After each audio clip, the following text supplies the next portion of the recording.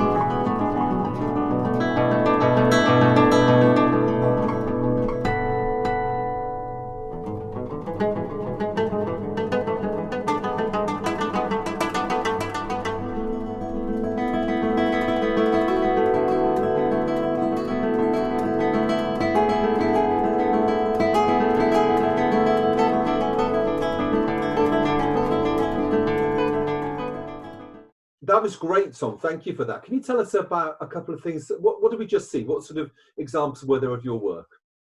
Well, the music that you heard was that was me playing the guitar. I'm a classical guitarist, and the main piece of music that you heard was a piece called the Hinchinbrook Riffs, which is by an Australian composer called Nigel Westlake, and it's for two multi-track guitars, which are 0.6 of a second apart from each other.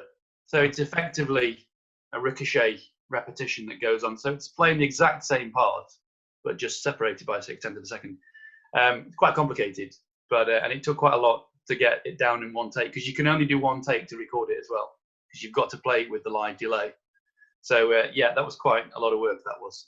It took me about 15 takes. It's a 9-minute piece of music altogether. I think it took me 15 tries to get one. Which there's even listening back to it though, there are two moments which I'm really not happy with at all. But it was the best of about 15. And tell us what images we saw. What some of those images? Well, it's a kind of it was a potpourri of the things that I do. So you saw a bit of me, kind of publicity shots as a guitarist. There's a picture of me playing the banjo. You saw at one point. If you can pluck it, I'll play it. That's the that's the motto.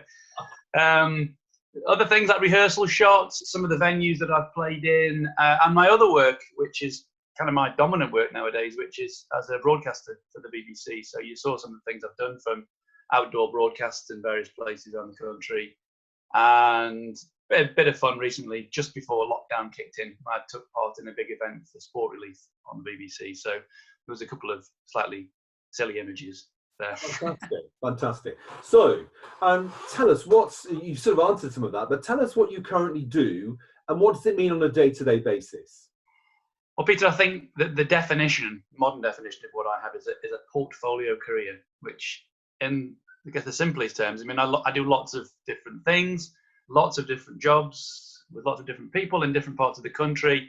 I work from London up to Glasgow, but they're all, I mean, everything I do, it's all to do with classical music. Every single thing is associated with classical music. I just mentioned that kind of the main thing for me now is I work for the BBC. I'm a classical music radio presenter on the Radio 3 network. Then a very different side to my career, but still music, is I play the classical guitar. I do concerts, I do recordings, I teach. I do special concerts as well and workshops for young children, even babies. You know, I've done them for 3-week-old babies recently. Concerts. As I said, I teach guitar. I have some private students, but the majority of my teaching is at the Royal Northern College of Music in Manchester. And then a very, very different side, something that's been quite recent actually in my career, is I work as someone who organises concerts for other musicians. So I work as an artistic director and a promoter, a programme manager, and that's where I organise concerts for other musicians to play in. So I do that in Cambridge at Kettle's Yard Art Gallery, where I put together a concert series, and also up in Sheffield, separated by quite some distance. Wow. Where I helped organise the concerts that take place in the famous Crucible Theatre. And one final thing that I do is I also write articles about classical music. So in a way, I wouldn't want to use this word about myself, but in a way, almost a journalist. That gilds me with a certain degree of credibility that I don't have as a writer.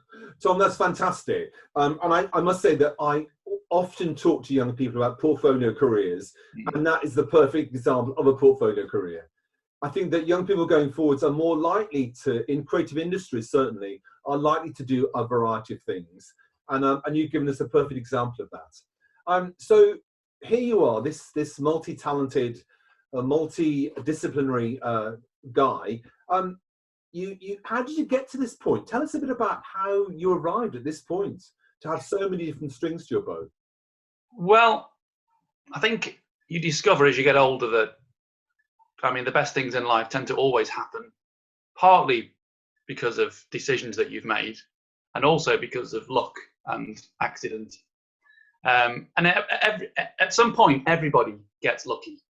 These things come out of nowhere. They take you by surprise. You get offered a brilliant opportunity, and it's what you do with those opportunities that's so important, because they will come along. They come along for everyone, and you kind of have to make sure that you absolutely make the most of those moments when they happen. But I mean, just as a kind of more technical kind of summary of what I've done, I mean, I started out as a freelance musician. So after I graduated from music college, I was a freelance classical guitarist. Not just classical though, because I did everything. I played classical nylon string, I played acoustic metal string guitar, I played electric guitar, I played the banjo, mandolin, I played ukulele. I mean, I would do anything. And I did classical music performances with orchestras and other groups. I did it on my own. I was a soloist. I was completely open-minded to doing anything. So, just a couple of examples. I did a big project working with disabled actors and sign language interpreters. It was a fantastic project, something that I never dreamed I would do. But that open mind meant, do it, see what happens, do it well. For a while, I was doing concerts in really unusual places, so rural communities. That also extended then to doing concerts in prisons. Wow. So, I also ended up working on a couple of musicals. I was doing West End touring shows, playing in the Pit. I did Starlight Express. I did a musical called Assassins by Stephen Sondheim, which was enormous fun. Very, very different to doing, a classical solo recital shortly after.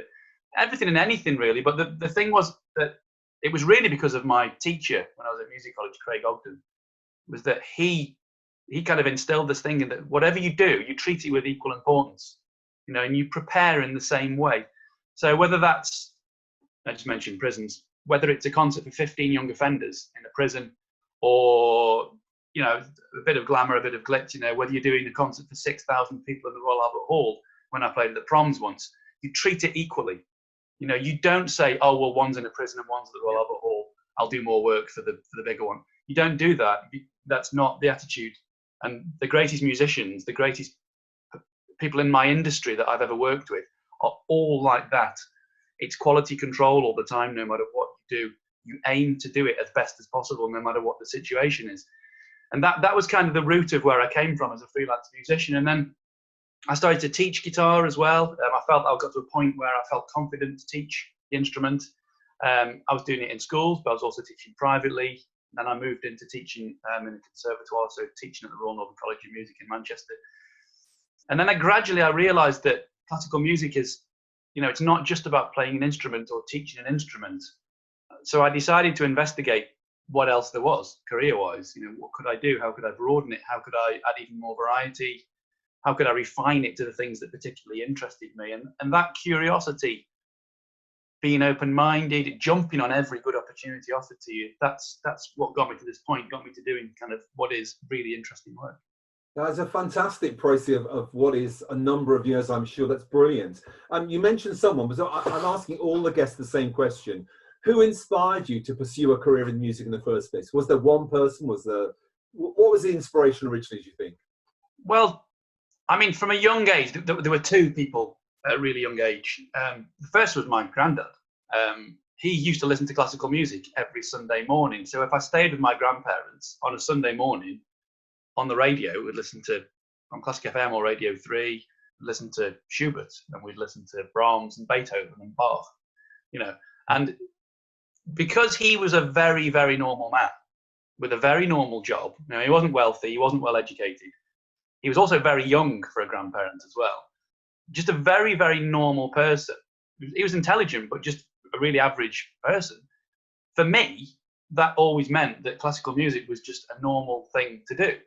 To engage in classical music as a listener was just something that normal people did, because my grandfather was such a normal person. And there's still this perception, still to this day, I don't know how to describe this, but what's the word? I'm going to use it anyway. Classical music is for posh people, or super clever people. It's for university lecturers and people like that. And it's for aristocrats, and it's for statespeople. It's not for normal, people like us, the great unwashed like us. Classical music's not for us. But that's never been my experience, because it was always just such a very normal thing. So my grandfather that's where I got this idea that classical music's fine. I can do classical music because it's a normal thing to do. And the second, at a young age, was my primary school head teacher, a man called Mr. Edwards. And he was kind of the model perfect head teacher, very, very strict. But what he did was he was so engaged with each individual pupil that he would kind of hone in on what you were good at. And he would kind of look for what your potential and your talent was. So whether it was, music, whether you were good at football, sport, maths, art, whatever it was, he would try and find what that talent was. And then he'd make sure that you were given every possible opportunity to do it. And so for me, he figured out that I had a certain level of talent doing music. And so he threw me into doing as much as possible. He would offer me, as much opportunity to do music as I could do, fill up my kind of day with doing lots of music. And he wasn't really that concerned if I was failing in other areas. So if my maths was slipping or something like that, or if I was naughty from time to time, he wasn't that fussed. However, if he felt that I'd have been wasting those opportunities that he'd given me musically, he would absolutely lose his mind. I mean, he was a very, very strict man. But it was this thing that from a very young age, it was about identifying a skill in somebody and saying, everybody has a talent. Exploit that. Don't worry about your weaknesses so much. Be aware of them, but focus on what you're really good at and throw yourself into that. That was his kind of mantra. And I suppose if it set me up in life, it's that idea. It's that, we all have failings, but be aware of them, but put them to one side and concentrate actually what you can do really well, hone in on that and focus I think perhaps that's good advice for young people watching this film. And it's quite interesting that many people I've interviewed have mentioned a teacher, a specific teacher who was part of that inspiration. I think what's so important about that actually is for any student doing GCSE and A-level music, a career route using GCSE and A-levels is to go into teaching. It's a great step to go to do a PGCE, because music teachers are in great demand, in particular in secondary schools. So if you have a musical background, going into teaching, and I think that's the thing to remember if you actually do go into teaching, is it's what you as a music teacher does for individual pupils. I mean, music can be a lifesaver for kids who are having a bad time at school. That outlet of being able to perform and express themselves, or that kind of ability to go into a practice room and play your instrument over a lunch break or something. If the rest of school doesn't suit you, the fact that music is there for you, and it shows the importance of a really good music department. So I'm sure people watching this, I'm sure a percentage of them are going to end up teaching in schools. It's just that music degrees lead very naturally into doing a PGC and training to become a teacher. And that's a real thing to remember, is music departments are absolutely crucial in schools. I think that's a very good point. This is going to be quite a difficult question, partly because you do so many different things. But I'm asking your guests, what would you say the best things about the work you do? And then probably at the same time, maybe what are some of the challenges of your particular roles? So what are the best things about what you do? The best. Okay. Well, I mean, generally, variety is what makes this career so good now, is that, every single day is different. There are certain things which remain the same, but there's not really a routine to what I do. So, like, I travel all over the place. I mean, it's domestic travel. I rarely go abroad. It's domestic travel. It's not always the nicest of locations that I go to, but it is always varied. It's lots of different places, lots of different people. People matter. Mixing with interesting people, a nice kind of turnover of meeting constantly interesting and inspiring people is massively important in a career. So the variety is the big thing for me. the variety and meeting people is important, and that would be to me too. So, People, people are a huge. Let me just kind of caveat this for a second, because the worst thing about my career is also the variety. It is the lack of routine sometimes. You know, it's the fact that every day is completely different. It's quite stressful because I don't really know what might hit me at some point in the day. And the turnover of people, although it's wonderful, you rarely get the chance to have kind of close colleagues. They're people that you pass by very briefly, so relationships are quite fleeting with the people that you work with. And it can be exhausting. The travel can be exhausting, but at the same time, I mean, who wants to be bored? I mean, nobody wants to be bored, do they? That's a very good point. So, if you, for people watching this film, what personal qualities do you think are needed to follow a career in music like your own? What personal qualities would you think need to be developed? I've probably touched on a couple, but I'll hone in on it. I suppose something that I think is really important is, I think, an open mind is really important in music. Anything creative, well, actually any job, full stop, an open mind is important. But it's the idea of, I mean, don't ever turn your nose up at anything. Don't ever think you're too good to do something. You know, I think you need to always give something a chance before you then decide it's not for you. You have to approach something, I'm going to give it my best shot.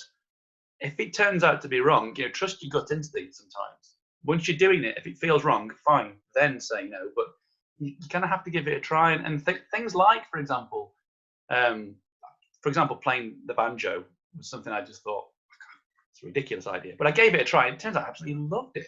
Absolutely loved playing the banjo. It's a fantastic instrument. I never would have done it unless this opportunity came along. Someone said to me, "Can you play a banjo?" I said, "No." They said, "Would you be willing to give it a try and learn it?" I said, "Okay." I did, and that was brilliant. It was fantastic.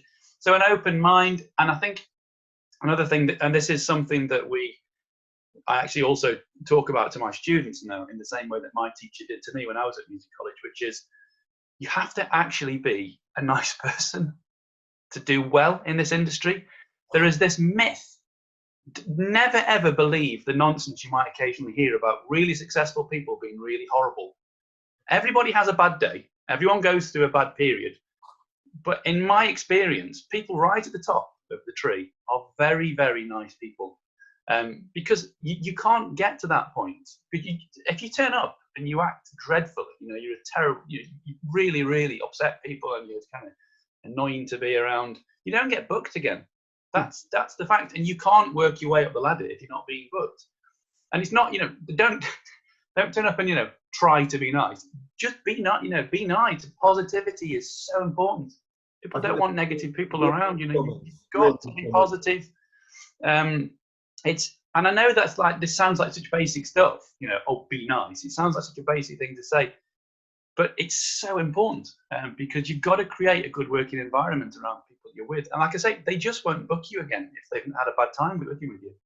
And I think another quality, I mean, it's associated with ambition and drive, which everybody has to have.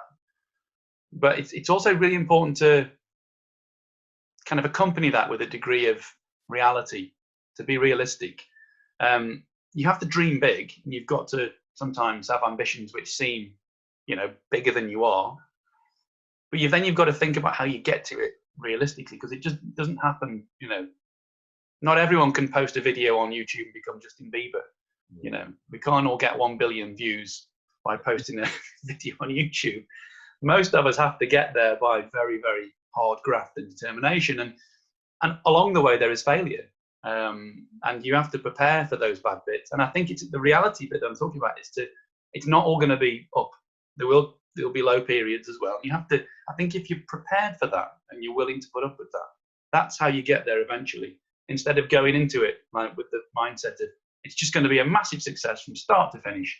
Brilliant. And then something bad comes along and you think, oh no, that's not for me. Bye.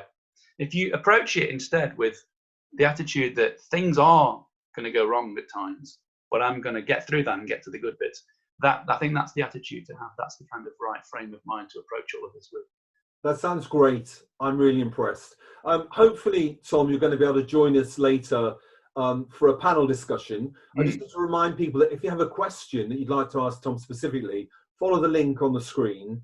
But I'd like to say a huge thank you. Tom, thank you for joining us today and being such a great guest. and we look forward to seeing you in the panel discussion. Thank you, Peter. Look forward to it. Thanks.